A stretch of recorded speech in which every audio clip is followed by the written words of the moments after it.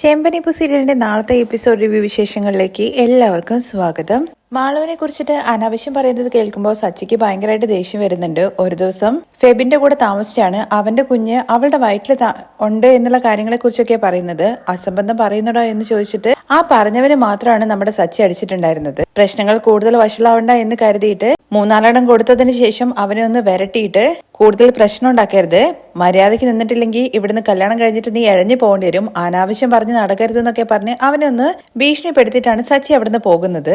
എന്നാ അവന്മാർ രണ്ടുപേരുണ്ടല്ലോ, അവര് പറയുന്നുണ്ട് സച്ചിയെ ഉള്ളിലിട്ടിട്ടല്ല അവനെ പുറത്തിട്ടിട്ട് പെരുമാറാം. അതിനു വേണ്ടിയിട്ട് സച്ചിയുടെ അരികിലേക്ക് വിളിക്കാൻ വേണ്ടിയിട്ട് വരുന്നുണ്ട്. എന്തോ പ്രശ്നമുണ്ടെന്നുള്ള കാര്യം മനസ്സിലാക്കിക്കൊണ്ട് തന്നെ ഇതൊരു കല്യാണ വീടാണ്, ഇവിടെ നിന്ന് പ്രശ്നം ഉണ്ടാക്കരുത്, നീ ഇവിടെ തന്നെ നിന്നാ മതി എന്ന് പറഞ്ഞിട്ട് രവി ആ മണ്ഡപത്തിൽ തന്നെ പിടിച്ചു നിർത്തുവാണ് സച്ചിയെ. സച്ചിയാണെങ്കിൽ അച്ഛന്റെ വാക്ക് വിലക്കിയിട്ട് അവിടുന്ന് പോകുന്നുമില്ല കേട്ടോ. അവന്മാരാണെന്നുണ്ടെങ്കിൽ സച്ചിയെ കാത്തിട്ട് പുറത്ത് ഇങ്ങനെ വെയിറ്റ് ചെയ്ത് നിൽക്കുന്നുണ്ട്. അതിന്റെ ഇടയ്ക്ക് കല്യാണത്തിന്റെ കാര്യങ്ങളും ഒക്കെ നടക്കുന്നുണ്ട്. താലികെട്ടൊക്കെ നല്ല ഭംഗിയായിട്ട് തന്നെ നടക്കുന്നുണ്ട് കേട്ടോ. താലി കെട്ടുന്ന സമയത്ത് എല്ലാവരും ബീരാനെയൊക്കെ അന്വേഷിക്കുന്നുണ്ട്. പക്ഷെ എന്തെങ്കിലും ആവശ്യത്തിന് വേണ്ടിയിട്ട് എവിടെയെങ്കിലും ആയിരിക്കും എന്ന് വിചാരിച്ചിട്ട് കെട്ടിന്റെ സമയം കളയണ്ട എന്നൊക്കെ പറഞ്ഞിട്ട് വേഗം താലികെട്ടൊക്കെ നടത്തുന്നുണ്ട് കേട്ടോ. താലികെട്ട് കഴിഞ്ഞ ഉടനെ തന്നെ ശ്രീകാന്തും അതുപോലെ തന്നെ വർഷയും റിസോർട്ട് ബുക്ക് ചെയ്തതുകൊണ്ട് പോകാന്ന് പറഞ്ഞുകൊണ്ട് വേഗം തന്നെ പോകുന്നുണ്ട്. ഭക്ഷണമൊക്കെ കഴിച്ച് എല്ലാവരും അവിടുന്ന് ഇറങ്ങാൻ വേണ്ടിയിട്ട് നിൽക്കുവാണേ. ഉടനെ തന്നെ പോണോ എന്നുള്ള കാര്യം അശോകൻ ചോദിക്കുന്നുണ്ടെങ്കിലും ഇനിയിപ്പോ എന്താണുള്ളത്, ഭക്ഷണമൊക്കെ കഴിച്ചു, താലികെട്ട് നല്ല സന്തോഷത്തോട് കൂടിയിട്ട് കാണാനും പറ്റി, എല്ലാം നല്ല ഭംഗിയായിട്ട് തന്നെ നടന്നില്ലേ, നീ ഹാപ്പി അല്ലേ, ഇനിയിപ്പോ ഇതിൽ കൂടുതൽ എന്താണ് വേണ്ടത്, ആശംസകളൊക്കെ അറിയിക്കുന്നുണ്ട്. മാളുവിന്റെയും അതുപോലെ തന്നെ ഫെബിന്റെയും അരികിൽ ചെന്നിട്ട് എന്നിട്ട് എല്ലാവരും അവിടുന്ന് പോകുക എന്നുള്ള കാര്യം തീരുമാനിക്കുകയാണ് കേട്ടോ. അതോടൊപ്പം തന്നെ സച്ചിയും രേവതിയും അവിടുന്ന് ഇറങ്ങുന്നുണ്ട് എന്നുള്ള കാര്യം കേൾക്കുമ്പോൾ ശ്രുതിക്കും ഭയങ്കരമായിട്ട് സന്തോഷം തോന്നുന്നുണ്ട്. കല്യാണം കഴിഞ്ഞിട്ട് ഉടനെ തന്നെ പോകണം എന്നുള്ള കാര്യത്തെ കുറിച്ചിട്ട് ശ്രുതിയും അതുപോലെ ശ്രുതിയും പറഞ്ഞിട്ടുണ്ടായിരുന്നു. ശ്രുതിക്ക് ഷോറൂമിലേക്ക് തിരിച്ചു പോകാനുള്ളതാണ്, അതുകൊണ്ട് ഞങ്ങളും ഇനി വെയിറ്റ് ചെയ്യുന്നില്ല, അവരുടെ കൂടെ തന്നെ പോവാണ്, എന്തെങ്കിലും ആവശ്യം ഉണ്ടെങ്കിൽ വിളിച്ചാൽ മതി എന്നുള്ള കാര്യം പറഞ്ഞ് സച്ചിയുടെ അടുത്തും രേവതിയുടെ അടുത്തും ഒന്നുകൂടിയൊക്കെ നന്ദി പറയുന്നുണ്ട് കേട്ടോ നമ്മുടെ അശോകൻ. അങ്ങനെ എല്ലാവരും കൂടി ചേർന്നിട്ടാണ് അവിടുന്ന് ഒരുമിച്ചിട്ട് വീട്ടിലേക്ക് പോവാ എന്ന് പറഞ്ഞിട്ട് ഇറങ്ങുന്നത്. അങ്ങനെ ശ്രുതിക്കും ഭയങ്കരമായിട്ട് സന്തോഷമാവുന്നുണ്ട്. ഇത്രയും നേരം ബീരാനെ കണ്ടിട്ടില്ലല്ലോ, ബീരാൻ മുങ്ങി നടന്നതുകൊണ്ട് തന്നെ സച്ചിയും രേവതിയും ആരും അവരെ കണ്ടിട്ടില്ലല്ലോ. അതുകൊണ്ട് ശ്രുതിക്ക് ഭയങ്കരമായിട്ട് ആശ്വാസം തോന്നുന്നുണ്ട്. പേടിച്ചതൊക്കെ വെറുതെ ആയി. എന്തായാലും അതിൻ്റെ ഒന്നും ഒരാവശ്യം ഉണ്ടായിരുന്നില്ല, കാര്യങ്ങളൊക്കെ ഭംഗിയായിട്ട് നടന്നു. ഇനി എന്തായാലും ആരും അവരുടെ പുറകെ ഒന്നും പോകാനൊന്നും പോകുന്നില്ലല്ലോ. ഇളയച്ചനാണ്, പക്ഷെ ഒരിക്കലും അവരുടെ വീട്ടിലേക്ക് വരുമോ അങ്ങനെയൊന്നുമില്ലല്ലോ. അതുകൊണ്ട് ഇനി പ്രശ്നമൊന്നുമില്ല എന്ന് വിചാരിച്ചിട്ട് ഭയങ്കര ആശ്വാസത്തോട് കൂടിയിട്ടാണ് ശ്രുതിക്കൊപ്പം കാറിൽ കയറി പോകുന്നത്. അവരോടൊപ്പം തന്നെ ചന്ദ്രയും അതുപോലെ തന്നെ രവിയും പോകുന്നുണ്ട്. സച്ചിയുടെ അടുത്ത് കൂടുതൽ നേരം അവിടെ നിൽക്കണ്ട എന്നുള്ള കാര്യം പ്രത്യേകമായിട്ട് രവി പറയുന്നുണ്ട്. അത് മറ്റൊന്നും കൊണ്ടല്ല, നേരത്തെ ഒരു പ്രശ്നം ഉണ്ടായിട്ടുണ്ടായിരുന്നല്ലോ, അവന്മാര് മാളുവിനെ കുറിച്ചിട്ട് വേണ്ടത്ത കാര്യങ്ങളൊക്കെ പറഞ്ഞല്ലോ, അതുകൊണ്ട് തന്നെ ഇനി കൂടുതൽ പ്രശ്നം ഉണ്ടാക്കാൻ വേണ്ടിയിട്ട് നീ ഇവിടെ നിൽക്കാതെ എത്രയും വേഗം തന്നെ പോകാൻ വേണ്ടി നോക്കുക എന്ന് പറഞ്ഞിട്ട് സച്ചിയും രേവതി അവിടെ നിന്ന് പറഞ്ഞു വിടുവാണ് കേട്ടോ ചെയ്യുന്നത്. ശരി അച്ഛ എന്നൊക്കെ പറഞ്ഞിട്ട് സച്ചി രേവതി അവിടെ നിന്ന് ഇറങ്ങുവാണ്. അച്ഛൻ പറഞ്ഞു കഴിഞ്ഞാൽ പിന്നെ ഒരിക്കലും സച്ചി പോകാതിരിക്കില്ല എന്നുള്ള കാര്യം ശ്രുതിക്ക് അറിയാം. അതുകൊണ്ട് ശ്രുതിക്കും ഭയങ്കരമായിട്ട് ആശ്വാസത്തോട് കൂടിയിട്ട് അവിടുന്ന് പോകുന്നുണ്ട്. എന്നാൽ സച്ചിയുടെ അടുത്തും രേവതിയുടെ അടുത്തും പോകുന്നതിന് മുമ്പായിട്ട് ഇവർ പോയി കഴിഞ്ഞു കേട്ടോ. അശോകൻ പറയുന്നുണ്ട് വീട്ടിലേക്ക് ഇവരെല്ലാവരും ഒന്ന് കൊണ്ടാക്കാൻ വേണ്ടിയിട്ട് സച്ചിക്ക് ഒന്ന് വരാൻ വേണ്ടി പറ്റുമോ എന്ന് ചോദിക്കുകയാണ്. അതിനെന്താ, അതൊന്നും കുഴപ്പമില്ല, ഞങ്ങൾ ഇവിടെ നിൽക്കാം എന്ന് പറഞ്ഞിട്ട് സച്ചിയും രേവതിയും വീണ്ടും അവിടെ തന്നെ നിൽക്കുവാണ്. എന്നാൽ ശ്രുതിക്ക് ഇത് അറിയില്ല കേട്ടോ അവിടെ തന്നെ ഉണ്ടെന്ന്. പോകുന്നതിന് മുമ്പായിട്ട് തന്നെ ശ്രുതി ബീരാനെ വിളിച്ചിട്ട് കാര്യങ്ങൾ പറഞ്ഞിട്ടുണ്ടായിരുന്നു, ഞങ്ങൾ ഇറങ്ങാൻ വേണ്ടി പോവാണ്, ഇനി ബീരാൻ പുറത്തിറങ്ങിക്കോ എന്ന്. അവര് പോയി എന്നുള്ള ആശ്വാസത്തിൽ നമ്മുടെ ബീരാനും പുറത്തേക്ക് ഇറങ്ങുന്നുണ്ട്. ബീരാൻ അത്ര നേരം അവിടെ എല്ലാവരും നോക്കിയിട്ട് കണ്ടിട്ടുണ്ടായിരുന്നില്ലല്ലോ കല്യാണ സമയത്തൊന്നും. തനിക്ക് പെട്ടെന്ന് ഒരു ആവശ്യത്തിന് വേണ്ടിയിട്ട് പുറത്തു പോകേണ്ടി വന്നു, സാധനങ്ങൾ എന്തോ കുറവായിരുന്നു, അത് ഇതെന്നൊക്കെ പറഞ്ഞിട്ട് ബീരാൻ ഇങ്ങനെ ഒഴിഞ്ഞു മാറുന്നുണ്ട്. കല്യാണം കഴിഞ്ഞിരിക്കുന്ന ഫെബിന്റെയും അതുപോലെ തന്നെ മാളുവിന്റെ അരികിൽ ബീരാൻ ചെന്ന് നിൽക്കുന്ന സമയത്ത് ബീരാന്റെ കാല് തൊട്ട് അനുഗ്രഹമൊക്കെ മേടിക്കുന്നുണ്ട് രണ്ടുപേരും. അങ്ങനെ രണ്ടുപേരും സന്തോഷമായിട്ടിരിക്കണം, എന്നും നിങ്ങൾക്ക് നല്ലത് മാത്രമേ വരുള്ളൂ എന്നൊക്കെ പറഞ്ഞിട്ട് ഭയങ്കര ആശംസകളൊക്കെ നൽകുന്നുണ്ട്. ആ കറക്റ്റ് സമയത്ത് തന്നെയാണ് കേട്ടോ സച്ചിയും രേവതിയും കൂടി ഉള്ളിലേക്ക് ഇങ്ങനെ കയറി വരുന്നത്. ഉള്ളിലേക്ക് കയറി വരുന്ന സമയത്ത് രേവതിയാണ് ആദ്യം ബീരാനെ കാണുന്നത് കേട്ടോ. സച്ചിയുടെ ഇത് നോക്ക്, അത് നമ്മുടെ ശ്രുതിയുടെ ഇളയച്ചനല്ലേ എന്നുള്ള കാര്യം ചോദിക്കുന്നുണ്ട്. ആണല്ലോ, അയാൾ എന്താ ഇവിടെ എന്നുള്ള കാര്യം ചോദിച്ചുകൊണ്ട് സച്ചിൻ രേവതിയും അവരുടെ അരികിലേക്ക് ഇങ്ങനെ ചെല്ലുന്നുണ്ട് കേട്ടോ. സച്ചിൻ രേവതിയും ബീരാനെ പരിചയപ്പെടുത്താൻ വേണ്ടിയിട്ട് ഓൾറെഡി നിൽക്കുവാണ് നമ്മുടെ അശോകൻ. കാരണം ഇവര് അന്ന് വിളിച്ചിട്ട് കാണണം എന്നുള്ള കാര്യത്തെ കുറിച്ച് പറഞ്ഞിട്ടുണ്ടായിരുന്നല്ലോ. വരന്റെ സ്ഥാനത്ത് നിന്ന് നമ്മുടെ ബീരാനും അതുപോലെ പെണ്ണിന്റെ സ്ഥാനത്ത് നിന്നിട്ട് കല്യാണത്തിന് വേണ്ട കാര്യങ്ങളൊക്കെ ചെയ്തു കൊടുത്തത് സച്ചിൻ രേവതി ആയിരുന്നല്ലോ. അവർ രണ്ടുപേരും പരസ്പരം കാണണം എന്നൊക്കെ പറഞ്ഞ് നിൽക്കുന്ന സമയത്താണ് ഇവർ രണ്ടുപേരും അങ്ങോട്ട് കയറി ചെല്ലുന്നത്.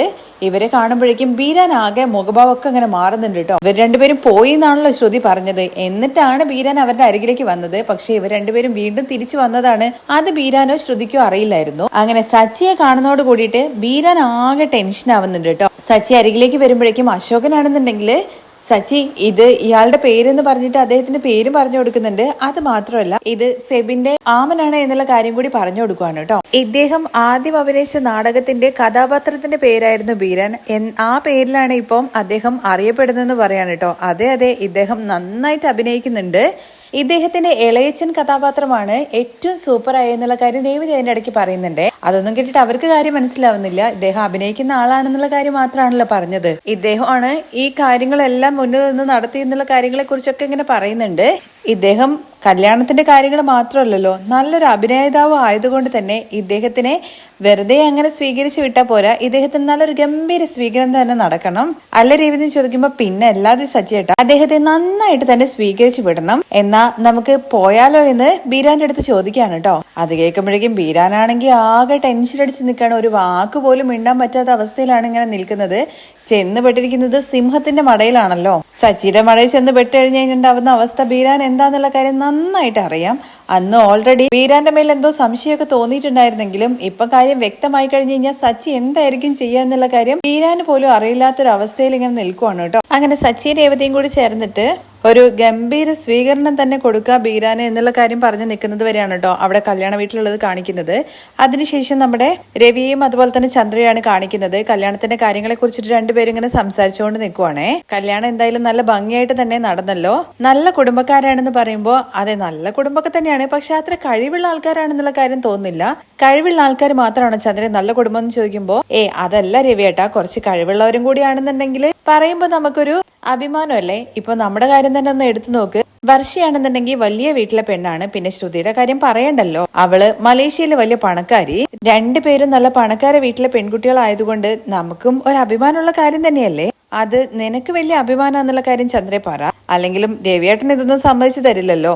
ഞാനാണല്ലോ രണ്ട് പണക്കാരെ വീട്ടിലെ പെൺകുട്ടികളെയും ഇങ്ങോട്ടേക്ക് കൂട്ടിക്കൊണ്ടുവന്നത്. നിങ്ങൾ കൂട്ടിക്കൊണ്ടുവന്നത് പൂക്കെട്ടുന്നവളല്ലേ. ചന്ദ്രേ നീ ആരംഭിച്ചോ. നിന്റെ അടുത്ത് എത്ര തവണ പറഞ്ഞിട്ടുണ്ട് ഇങ്ങനെ ആരെയും താഴ്ത്തിക്കെട്ടി സംസാരിക്കരുത് എന്നുള്ള കാര്യം. പണമെന്ന് പറയുന്നത് ഇന്ന് വരും നാളെ പോകും എന്ന നല്ല മനസ്സും ഗുണവും എന്നും എപ്പോഴും ഉണ്ടാകും. രേവതി നല്ലവളാണ്. അവളെ ഈ വീട്ടിലേക്ക് മരുമകളായിട്ട് കൂട്ടിക്കൊണ്ടുവന്നത് എന്നും എനിക്ക് അഭിമാനമുള്ള കാര്യം തന്നെയാണ്.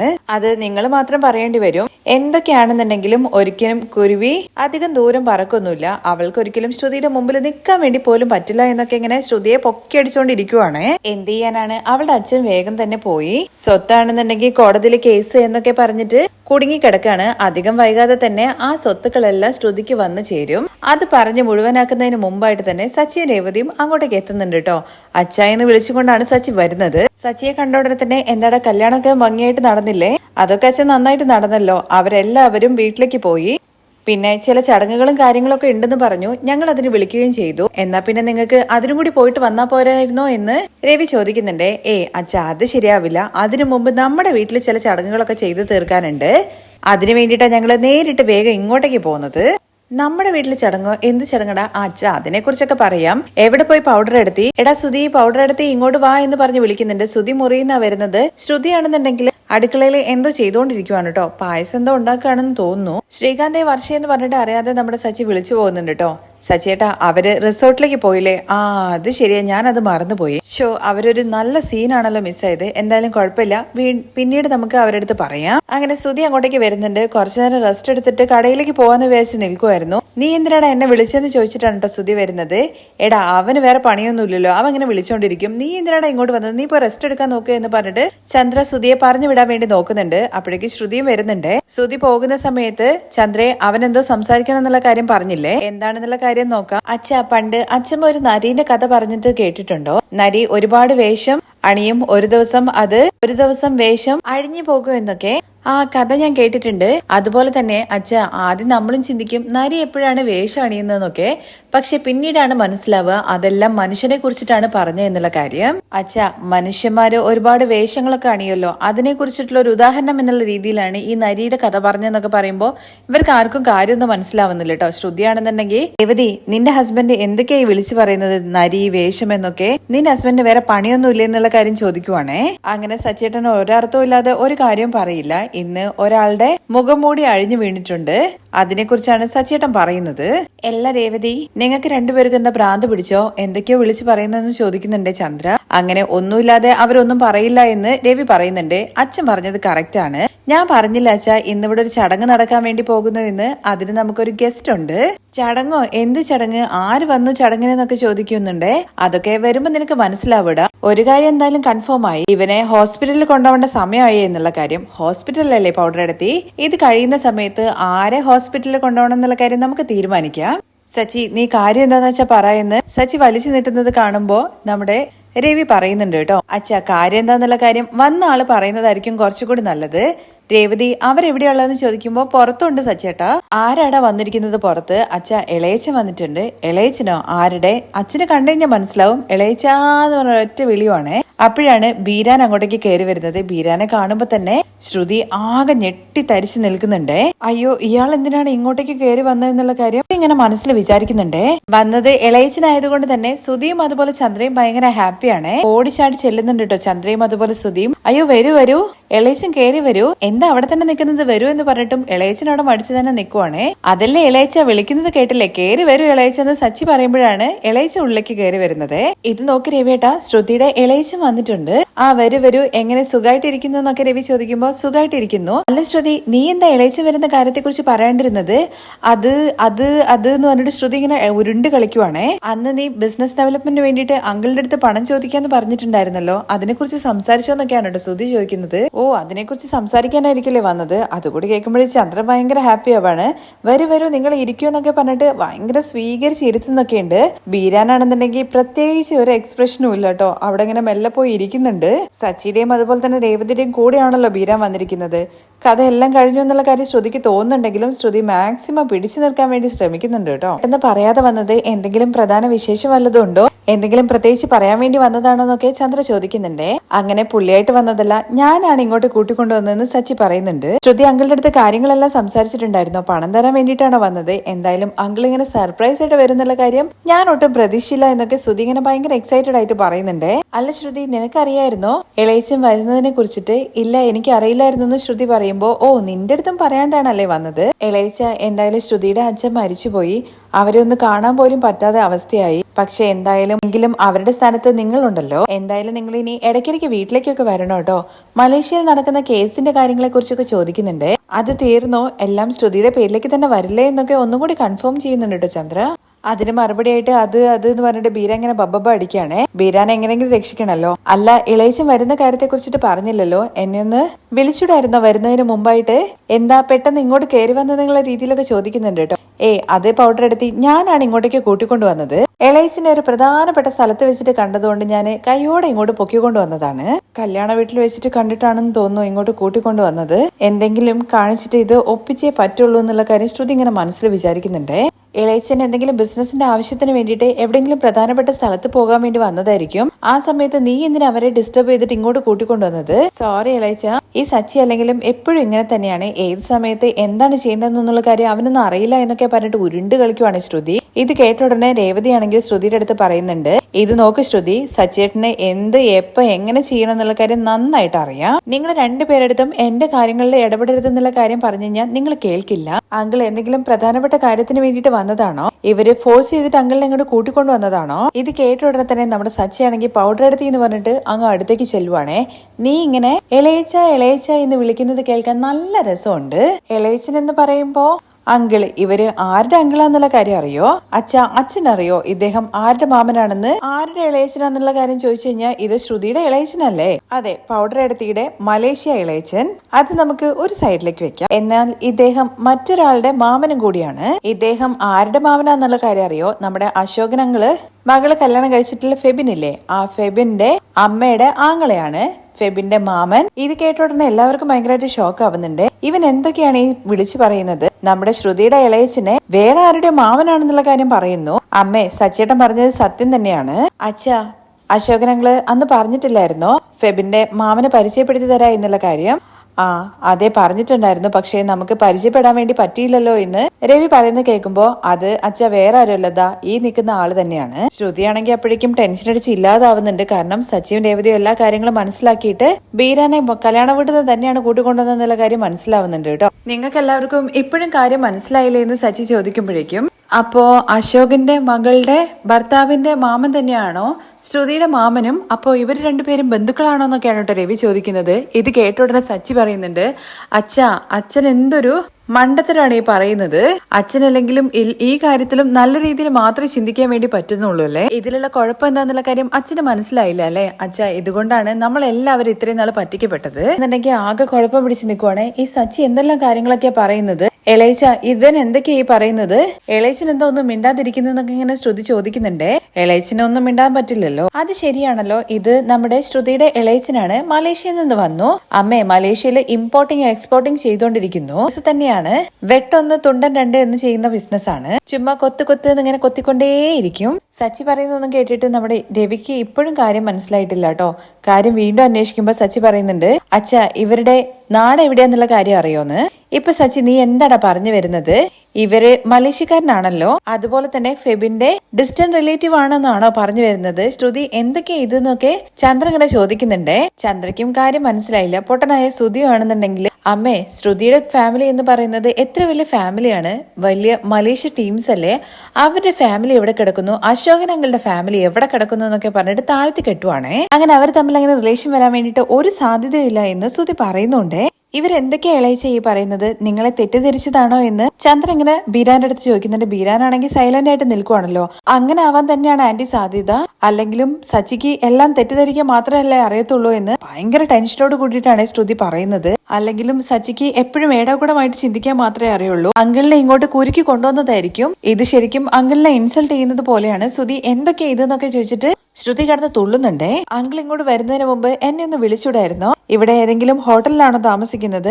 എന്തായാലും നമുക്ക് അവിടെ പോയിട്ട് സംസാരിക്കാം എന്ന് പറഞ്ഞിട്ട് ബീരാനെ കൂട്ടിക്കൊണ്ടുപോകാൻ വേണ്ടിയിട്ട് ശ്രുതി ശ്രമിക്കുന്നുണ്ട് കേട്ടോ. അപ്പോഴേക്ക് സച്ചി ചാടി വീഴുവാണ്. നിനക്ക് എങ്ങോട്ടാ കൂട്ടിക്കൊണ്ടുപോകുന്നത്?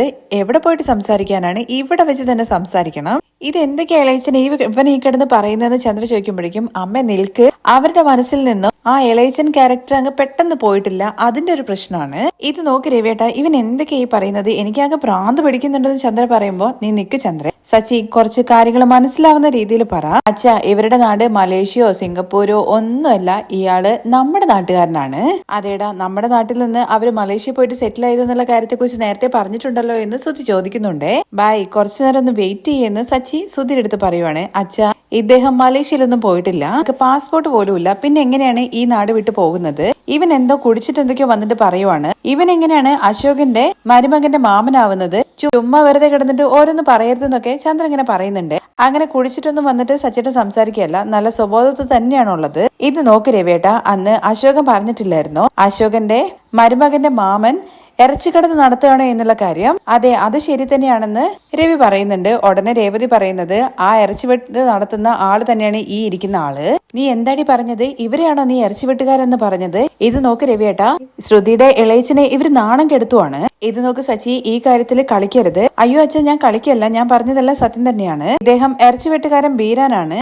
അന്നൊരു ദിവസം ബിരിയാണി വെക്കാൻ വേണ്ടിയിട്ട് ഇറച്ചി മേടിച്ചോണ്ട് വന്നിട്ടുണ്ടായിരുന്നല്ലോ, അച്ഛൻ നല്ലതാന്ന് പറഞ്ഞില്ലേ? അത് ഇദ്ദേഹത്തിന്റെ കടയിൽ വെച്ചായിരുന്നു. നിങ്ങൾ രണ്ടുപേരും കൂടി എന്താ പറയുന്നത്? വെറുതെ പൊട്ടത്തരം വിളിച്ചു പറയാണോ? അങ്കിളിനെ കൂട്ടിക്കൊണ്ട് വന്നിട്ട് നിങ്ങൾ പ്രാങ്ക് ചെയ്യണമെന്നൊക്കെ ചോദിക്കുമ്പോ ലൂസ്, അത് ഞങ്ങളല്ലടാ, നിന്നെയാണ് പൗഡർ എടുത്ത് ഇത്രയും കാലം പൊട്ടനാക്കിയത്.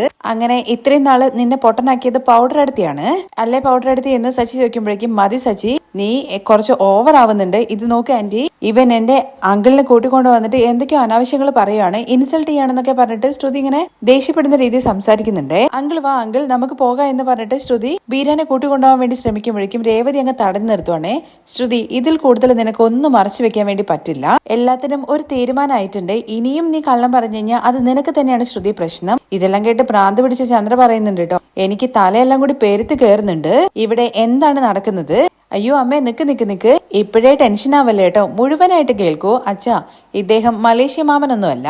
ഇയാളുടെ പേര് എന്താന്നാണ് പറഞ്ഞതെന്ന് ചോദിക്കുമ്പോ അന്ന് ഇളയച്ചനായ സമയത്ത് എന്തോ ഒരു പേര് പറഞ്ഞിട്ടുണ്ടായിരുന്നല്ലോ, അത് ശ്രുതി പറയുന്നുണ്ട്. ഇദ്ദേഹത്തിന്റെ പേര് അതൊന്നുമല്ല, ഇയാള് ഇറച്ചിവെട്ടുകാരൻ ബീരാനാണ്. അയാള് ആ നാട്ടിൽ ഭയങ്കര ഫേമസ് ആണ്, ആരോട് വേണമെങ്കിലും നിങ്ങൾ പോയി ചോദിച്ചാൽ മതി. സച്ചി, ഇതൊക്കെ എന്ന് പറയുമ്പോ ഇതെല്ലാം സത്യം തന്നെയാണ്. ബീരാനെ ഇപ്പോഴെങ്കിലും സത്യം ഒന്ന് വിളിച്ച് പറയുമെന്ന് ചോദിക്കുന്നുണ്ട്. ഉടനെ തന്നെ രേവതിയും പറയുന്നുണ്ട്, ഇത്രയും നാൾ നിങ്ങൾ ഒരു കുടുംബത്തെ പറ്റിച്ചുകൊണ്ടിരിക്കുവായിരുന്നു, ഇപ്പോഴെങ്കിലും നിങ്ങൾ സത്യസന്ധനാവാൻ വേണ്ടി ശ്രമിക്കേ. അപ്പോഴും ബീരാന്റെ മുഖത്തേക്ക് ഇങ്ങനെ നോക്കിയിട്ട് ശ്രുതി ഇങ്ങനെ കെഞ്ചുന്ന രീതിയിൽ ഒന്നും പറയരുതെന്ന് പറയുന്നുണ്ട്. പക്ഷെ ബീരാനാണെന്നുണ്ടെങ്കിൽ നേരെ രവിയുടെ അരികിലേക്ക് ചെന്നിട്ട് പറയുന്നുണ്ട്, എല്ലാവരും എന്നോട് ക്ഷമിക്കണം, ഞാൻ ശ്രുതിയുടെ ഇളയച്ചനല്ല. അതെ, സച്ചി പറഞ്ഞതുപോലെ തന്നെ എന്റെ പേര് ബീരാൻ എന്നാണ്. ഞാൻ ഇറച്ചി വെട്ടുകാരനാണ്. ഞാൻ മലേഷ്യയിലൊന്നും പോയിട്ടില്ല. ശ്രുതിയാണെന്നുണ്ടെങ്കിൽ എന്റെ ഏട്ടന്റെ മകളും അല്ല. ശ്രുതിയുടെ ഇളയച്ചനല്ലേ എന്ന് ചോദിച്ചിട്ട് ശ്രുതി അരികിലേക്ക് ചെല്ലുന്നുണ്ട്. അല്ല, ഞാൻ ശ്രുതിയുടെ ഇളയച്ചനല്ല. ഞാൻ ഇറച്ചിക്കട നടത്തുന്ന ഒരാളാണ്. എന്റെ അടുത്തുള്ള ട്രൂപ്പുകളിലൊക്കെ ഞാൻ നാടകം കളിക്കാറുണ്ട്. ശ്രുതിയുടെ ഫ്രണ്ട് മീരയെ എനിക്ക് നന്നായിട്ട് അറിയാം. ഒരു ദിവസം മീര ശ്രുതിയും കൂട്ടിക്കൊണ്ട് വന്നിട്ട് അഭിനയിക്കാൻ വേണ്ടിയിട്ട് ചാൻസ് തരാം, അതിനു മുമ്പ് നിങ്ങളൊരു കാര്യം ചെയ്യണം എന്നുള്ള കാര്യം പറഞ്ഞു. എന്നതിന് ശേഷം അന്ന് മീര വന്നിട്ട് ബീരാന്റെ അടുത്ത് പറഞ്ഞ കാര്യങ്ങളെ കുറിച്ചൊക്കെ വ്യക്തമായിട്ട് അവരുടെ അടുത്ത് പറയുന്നുണ്ട്. അപ്പൊ നിങ്ങൾ പറഞ്ഞതൊന്നും സത്യമല്ലായിരുന്നു അല്ലേ? അന്ന് ഇവളുടെ അച്ഛൻ മരിച്ചു എന്നുള്ള കാര്യത്തെ കുറിച്ച് പറഞ്ഞില്ലെന്ന് ചോദിക്കുമ്പോൾ അതെല്ലാം ശ്രുതി പറഞ്ഞിട്ടാണ് ഞാൻ പറഞ്ഞത്. ഇതെല്ലാം കേട്ടിട്ട് ചന്ദ്രമതിയാണെന്നുണ്ടെങ്കിൽ ആകെ ദേഷ്യം പിടിച്ചിങ്ങനെ ശ്രുതിയെ നോക്കുന്നുണ്ട്. അത് മാത്രമല്ല നിൽക്കുന്ന ചന്ദ്രമതി അവിടെ ഇരുന്നങ്ങ് പോവാണ് കേട്ടോ. മലേഷ്യയിൽ നിന്ന് എന്തൊക്കെയോ തേങ്ങാക്കൊല കൊണ്ടുവരണ്ടെന്ന് വിചാരിച്ചിട്ടാണല്ലോ വലിയ ആളെ പോലെ സംസാരിച്ചിട്ടുണ്ടായിരുന്നത്. കുറച്ചു നേരത്തെയും കൂടി രേവതിയെ കൊച്ചാക്കിയിട്ട് ശ്രുതി വലിയ ആളാണെന്നുള്ള രീതിയിൽ പറഞ്ഞതേ ഉള്ളൂ. ആ ചന്ദ്രയ്ക്കും ഇത് തന്നെ കിട്ടണല്ലോ. ഞാൻ ശ്രുതിയുടെ ഇളയച്ചനല്ല, എനിക്ക് അവളുടെ അച്ഛനെ കുറിച്ചിട്ട് ഒന്നും അറിയില്ല. ഇതെല്ലാം കേട്ട് രവി ചോദിക്കുന്നുണ്ട് കേട്ടോ, നിങ്ങൾ ഈ ചെയ്തതൊക്കെ ശരി തന്നെയാണോ? ഈ പ്രായത്തില് നിങ്ങൾ ഇത്രയും പക്വതുള്ളൊരു മനുഷ്യനായിട്ട് ഇങ്ങനെയൊക്കെ ചെയ്യുന്നത് ശരിയാണോ? നിങ്ങൾ എന്തെല്ലാം കള്ളങ്ങളാണ്, എന്തൊരു അഭിനയമായിരുന്നു കാഴ്ചവെച്ചത്. നിങ്ങളെ ഞങ്ങളുടെ കുടുംബത്തിലെ ഒരു അംഗത്തെ പോലെയാണ് കണ്ടത്. അങ്ങനത്തെ നിങ്ങൾ ഇതൊക്കെ ചെയ്തത് ശരിയാണോ? അതിനെല്ലാം ബീര മാപ്പ് ചോദിക്കുന്നുണ്ട്. അത് മാത്രമല്ല ശ്രുതിക്ക് അരികിലേക്ക് ചെന്നിട്ട് ശ്രുതിയുടെ അടുത്ത് പറയുന്നുണ്ട്, കള്ളം എന്ന് പറയുന്നത് ഒരിക്കലും മൂടി വെക്കാൻ വേണ്ടി പറ്റുന്ന കാര്യമല്ല. കള്ളം മൂടി വെക്കാൻ വേണ്ടിയിട്ട് നമ്മൾ പിന്നെയും ഒരുപാട് കാര്യങ്ങൾ തെറ്റുകൾ ചെയ്തുകൊണ്ടേയിരിക്കും. അതുകൊണ്ട് നീ ഇനിയെങ്കിലും കുറച്ച് സത്യസന്ധയായിട്ട് ഇരിക്കാൻ വേണ്ടിയിട്ട് ബീരാൻ പറയുന്നുണ്ട്. അതിൻ്റെ ഇടയ്ക്ക് ബീരാനെ അഭിനയിച്ചതാണല്ലോ വീട്ടിൽ വന്നിട്ട് ഫ്രോഡായിട്ട്, അതുകൊണ്ട് പോലീസിൽ പിടിച്ചു കൊടുക്കണം എന്നുള്ള കാര്യമൊക്കെ ശ്രുതി പറയുന്നുണ്ട്. അങ്ങനെ പോലീസിൽ പിടിച്ചു കൊടുക്കുകയാണെന്നുണ്ടെങ്കിൽ ആദ്യം പോലീസുകാർ വന്നിട്ട് നിന്റെ ഭാര്യയായിരിക്കും അറസ്റ്റ് ചെയ്യുക എന്നുള്ള കാര്യമാണ് സച്ചി ശ്രുതിയുടെ അടുത്ത് പറയുന്നത്. അതോടുകൂടിയിട്ട് ശ്രുതി പിന്നെ മിണ്ടാതെ നിൽക്കുന്നുണ്ട്. എല്ലാവരുടെ അടുത്തും ഒന്നുകൂടി മാപ്പൊക്കെ പറഞ്ഞിട്ട് ബീരാൻ അവിടെ നിന്ന് പോവാണ് കേട്ടോ ചെയ്യുന്നത്. അത് കഴിഞ്ഞ് ശ്രുതിയുടെ കഥ കഴിക്കാൻ വേണ്ടി പോവാണ് നമ്മുടെ ചന്ദ്രമതി. അത് മാത്രമല്ല ശ്രുതിയെ വീട്ടിൽ നിന്ന് അടിച്ച് ഇറക്കുന്നുണ്ട് കേട്ടോ. അതിന്റെ വിശേഷങ്ങളൊക്കെ കേൾക്കാൻ താല്പര്യം ഉണ്ടെന്നുണ്ടെങ്കിൽ നെക്സ്റ്റ് എപ്പിസോഡിൽ നിന്ന് കമന്റ് ചെയ്യണേ. താങ്ക്